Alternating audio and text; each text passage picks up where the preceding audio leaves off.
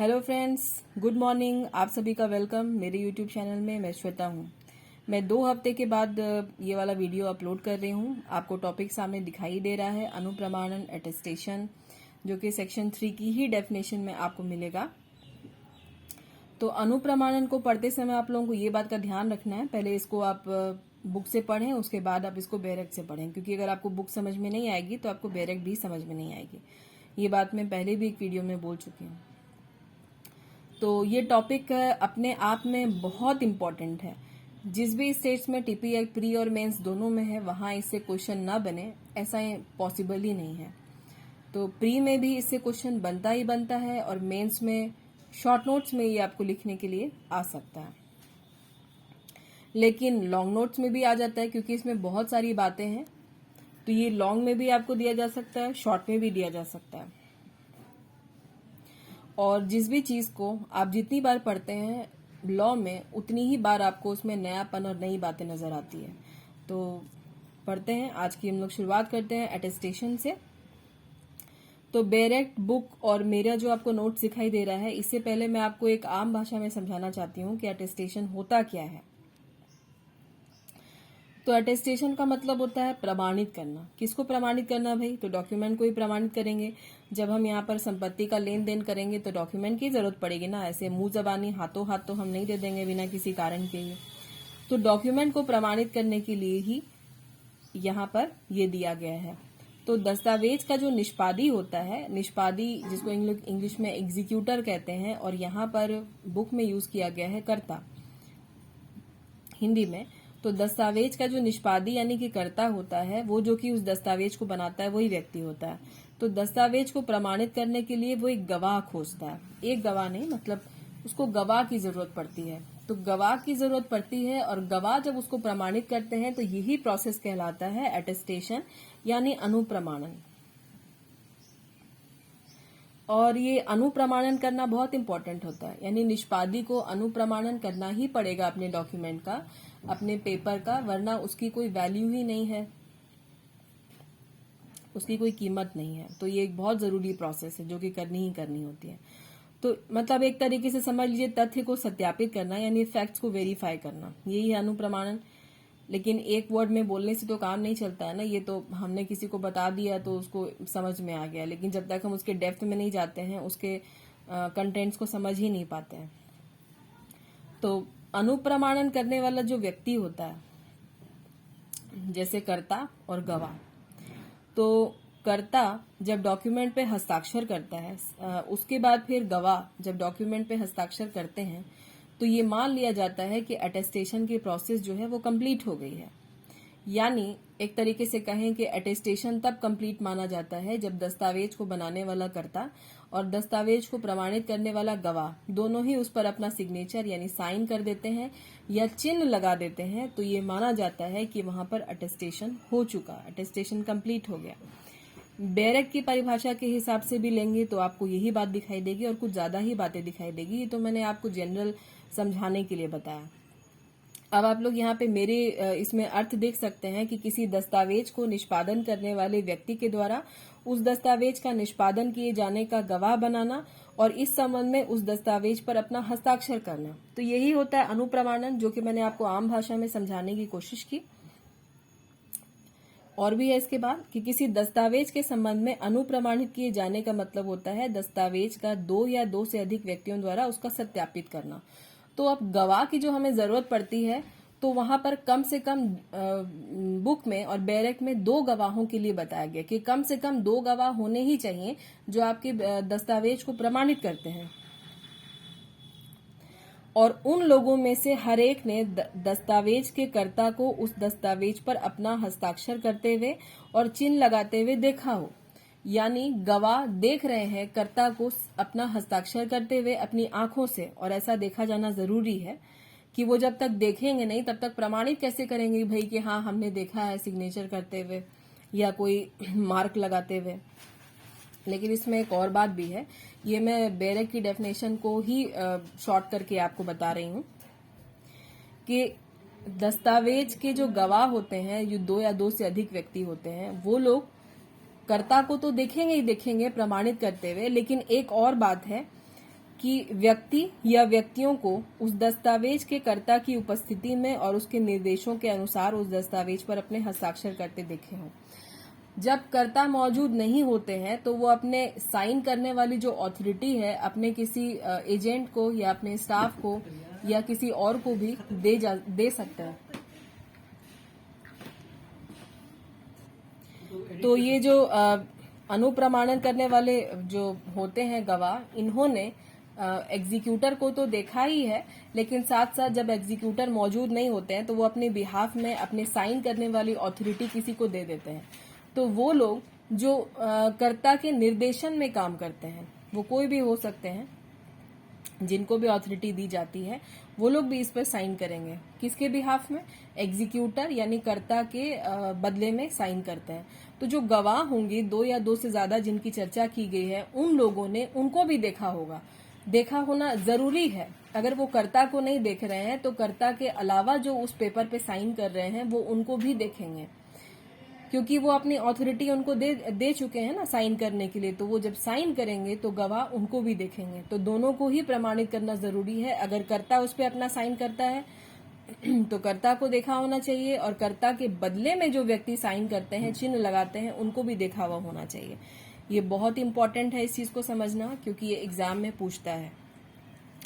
अब अगला पॉइंट है कि जब टीपी एक्ट को बनाया गया था तो उसमें ये अटेस्टेशन की परिभाषा शामिल नहीं थी।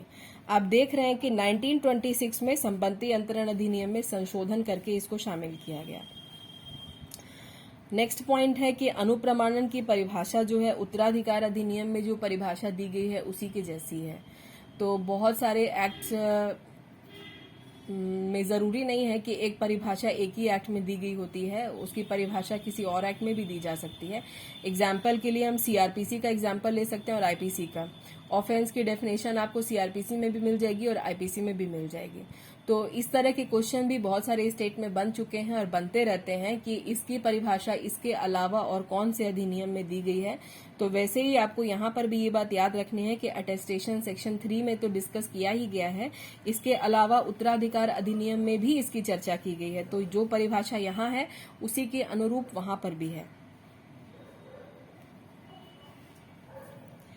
अब आते हैं इसके इसेंशियल एलिमेंट्स पे। तो इसेंशियल एलिमेंट पढ़ना बहुत जरूरी होता है, इसीलिए मैंने आपको कहा था कि इसको लॉन्ग आंसर में भी हम लिख सकते हैं और शॉर्ट नोट्स में तो खैर ये आता ही आता है।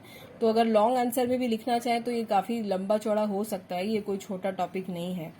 तो वैध अनुप्रमाणन के लिए आवश्यक शर्त में सबसे पहली शर्त ये है कि ये परिभाषा केवल गैर वसीयती दस्तावेजों पर ही लागू होती है। ये तो आप लोग पहले से ही जानते हैं, अगर आप लोगों ने टीपीआई को पढ़ा है या मेरे वीडियोस पहले वाले देखे हैं तो आप लोगों को याद होगा कि ये सिर्फ लिविंग पर्सन के बीच में जो ट्रांसफर होता है, टीपीआई सिर्फ उसी पे ही डील करता है। तो जो विल जो होती है, वसीहत जो होती है, उस पर अटेस्टेशन की रिक्वायरमेंट नहीं होती है। वहां पर उसको वेरीफाई करने की जरूरत नहीं पड़ती है, जिस तरीके से वेरीफाई हम लिविंग पर्सन के बीच में होने वाले ट्रांसफर के जो पेपर होते हैं, डॉक्यूमेंट होते हैं, उनको करते हैं। इसीलिए ये गैर वसीयती दस्तावेज पे कभी भी लागू नहीं होता है। दूसरा है कि कम से कम 2 गवाह होना जरूरी है। 2 गवाह तो चाहिए ही चाहिए, और इसके अलावा और आप कितने भी गवाह ले सकते हैं, इसकी कोई सीमा नहीं है। और अधिकतम सीमा की चर्चा पूरे एक्ट में कहीं दी ही नहीं गई है, इस परिभाषा में भी नहीं दी गई है कि 3 होने चाहिए, कि 4 होने चाहिए, कि 5 होने चाहिए, ऐसा कुछ नहीं है। तो 2 तो होने ही चाहिए और बाकी आप जितने ले सकते हैं। अब ऐसा भी नहीं है कि 50-60 गवाह लेकर के जा रहे हैं, ऐसा भी कुछ नहीं है। तो 2 गवाह तो होने ही चाहिए, उसके अलावा आप जितना रख सकें। थर्ड नंबर पॉइंट है कि हर गवाह ने कर्ता को दस्तावेज पर हस्ताक्षर करते देखा हो। गवाह जब तक कर्ता को हस्ताक्षर करते हुए देखेंगे नहीं, तब तक वो साबित कैसे करेंगे कोर्ट में कि हाँ, हमने अपनी आंखों से देखा है कि एग्जीक्यूटर ने साइन किया है या चिन्ह लगाया है। तो इनका देखा होना जरूरी है, तभी वो प्रमाणित कर सकते हैं। अगला पॉइंट है कि हर गवाह किसी व्यक्ति को कर्ता की उपस्थिति में या उसके निर्देश के अनुसार हस्ताक्षर करते देखा हो। यहाँ पर वही ऑथोरिटी वाली बात है कि अगर कर्ता मौजूद नहीं होते हैं, एग्जीक्यूटर्स नहीं होते हैं, तो वो अपनी ऑथोरिटी किसी और को दे देते हैं कि उनके बिहाफ में उनका सिग्नेचर कोई और करेगा। और लेकिन वो अपने मन से कुछ नहीं कर रहे होते हैं, उनको उन्होंने अथॉरिटी दी है और वो उनके निर्देशन में ही काम कर रहे होते हैं। तो गवाह अगर कर्ता को नहीं देखते हैं साइन करते हुए और उनके बिहाफ में कोई साइन कर रहा है, तो गवाहों का उनको भी देखा जाना जरूरी है, क्योंकि वो एग्जीक्यूटर नहीं है लेकिन उनके बिहाफ में तो है, तो एग्जीक्यूटर ही है एक तरीके से जो कि साइन कर रहे हैं, तो गवाह को उन लोगों को भी देखा जाना जरूरी है। हर गवाह ने निजी अभिस्वीकृति प्राप्त की है। हर गवाह को इस बात की स्वीकृति दी गई है कि वो देखें, क्या देखें, कर्ता के हस्ताक्षर को देखेंगे, कर्ता के, अगर कोई कर्ता ने जो बनाने वाला है डॉक्यूमेंट को, उन्होंने अगर कोई चिन्ह लगाया है तो वो उसको भी देखेंगे, या फिर उस व्यक्ति का चिन्ह देखेंगे जो कर्ता के बदले में यानी एग्जीक्यूटर के बिहाफ में साइन कर रहा है उसको देखेंगे, या जिसने कर्ता की मौजूदगी में और उसके निर्देशन के अनुसार कर्ता के बदले में हस्ताक्षर किया है। तो ये बात तो ऊपर भी बोली जा चुकी है, पहले भी बोली गई है कि या तो कर्ता सिग्नेचर करता है, गवाह उनको देखेंगे, या कर्ता के बदले में कोई और सिग्नेचर करता है, साइन करता है या चिन्ह लगाता है, उनको भी देखेंगे। तो इसके लिए उनको निजी स्वीकृति दी गई है कर्ता के द्वारा कि आप देखिए और प्रमाणित कीजिए। 6 नंबर है कि हर गवाह ने कर्ता की मौजूदगी में उस दस्तावेज पर हस्ताक्षर किया हो। गवाह जो होंगे कर्ता के सामने मौजूद होंगे जब वो सिग्नेचर कर रहे होंगे। साइन करते जब वो अपनी आंख से देखेंगे ही नहीं तो प्रमाणित क्या करेंगे कोर्ट में, तो उस समय उनका होना जरूरी है जब एग्जीक्यूटर साइन कर रहे होते हैं या अपना मार्क कर रहे होते हैं, चिन्ह लगा रहे होते हैं। 7 नंबर है कि अनुप्रमाणित करने वाले दोनों या सभी गवाहों की एक साथ उपस्थिति जरूरी नहीं है। ऐसा जरूरी नहीं है कि जिस समय साइन हो रहा है उस समय सारे गवाह वहां पर मौजूद हों। एक ही टाइम पर, एक ही समय पर सबका मौजूद होना कोई जरूरी नहीं है, वो बाद में भी आ सकते हैं, बाद में भी साइन करके अटेस्ट कर सकते हैं। ऐसा इसलिए क्योंकि कोई डॉक्यूमेंट जब बनता है या कोई कॉन्ट्रैक्ट होता है लेन देन में, तो उसमें एक व्यक्ति के बीच में जरूरी नहीं है कि एक ही व्यक्ति के बीच में हो, तो वो बाद में भी जो लोग सिग्नेचर कर चुके हैं और जिन लोगों को देखा जा चुका है वो तो ठीक है, लेकिन जिन लोगों ने नहीं किया है वो दूसरे गवाहों की उपस्थिति में करेंगे। जैसे एक गवाह एक ही समय पर मौजूद है और दूसरा गवाह नहीं है, तो दूसरा गवाह जब आएगा तो अपना सिग्नेचर कर देगा, या तीसरा गवाह आएगा तो वो अपना साइन कर देगा। तो ये इसका मतलब है कि अनुप्रमाणन करने वाले सभी गवाहों की एक साथ मौजूदगी जरूरी नहीं है, वो बाद में भी आकर के अटेस्ट कर सकते हैं, बाद में भी आकर के साइन कर सकते हैं। अनुप्रमाणन का कोई भी विशेष प्रारूप निर्धारित नहीं किया गया। विशेष प्रारूप मतलब स्पेशल फॉर्मेट, कोई फॉर्म नहीं है, कोई तरीका नहीं है कि आपको अनुप्रमाणन इसी तरीके से करना है, ऐसे ही करना है, यहाँ साइन करना है, वहां साइन करना है, ऐसा कुछ नहीं है। जैसे बेल के लिए बॉन्ड है, फॉर्म होता है, उसको भरना होता है, उसका कुछ अपना खुद का फॉर्मेट है, आपको वैसे ही करना होगा। या फिर वकालतनामा है, उसका अपना खुद का फॉर्मेट है, फॉर्म है, आपको वैसे ही वो करना होता है जैसे उसका तरीका होता है। इसका कोई तरीका नहीं है कि कोई फॉर्मेट रेडी किया हुआ है उसी को अनुसार ही आपको चलना है, ऐसा कुछ नहीं है।